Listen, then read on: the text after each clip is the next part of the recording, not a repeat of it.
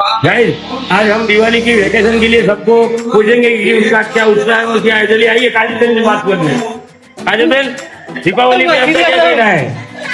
दिवाली से कहीं नहीं किया हमारा हाल खाली रजा देते थे इस साल एवं ना बरोबर। चलो सपना बेन से हम पूछते हैं कि दीपावली पर क्या माहौल है।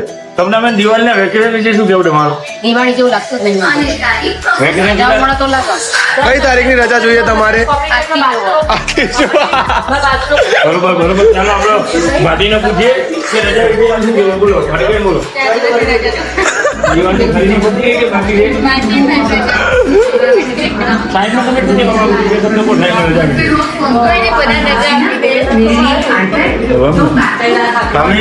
રજાનો માહોલ છે, છોકરાઓને રજા જોઈને આવા તમે સાહેબ ઉધી પહોંચાડે। ચલો આપણે લેપટોપના વિશે રાજેશભાઈ આવી ગયા છે।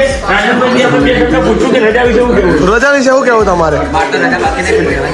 કેટલી લેવાની? આમ આ દિવાળીની કેટલી રજા લેવી તમારે કહો? લઈએ છીએ જેટલી આપણે એટલી લઈ લેવાની. પણ આમ નહીં કેટલી, પણ તમે કહો એટલી મળે તમને। મિનિમમ જો દિવાળી ધનતેરસ દિવાળી કાળી ચૌદસ જોઈએ રજા। ટિંગલ મેડમ આજો આજો ફટાફટ આજો। દિવાળી વિશે તમારું શું કહેવું? આ વખતે માહોલ કેવો છે? રજાઓ કેવી હોવી જોઈએ? રજાઓ 7 થી 5 તો હોવી જ જોઈએ કામી તમે જોવો છો ને માહોલ જોવો ખાલી।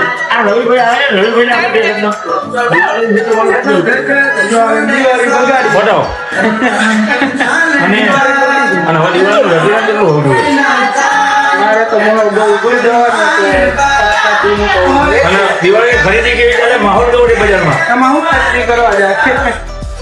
જોયું? મિત્રો તમે જોયું? હવે આપણે 300 કિલોમીટરની દૂર આપણે બધી ભાઈને જે સમજો દિવાળી વિશે તમારું શું કહેવું? અહીંયા તો દિવાળીનું મૂડ જ નથી હાલ। આ બ્લોગ આપણે સમાપ્ત કરીશું।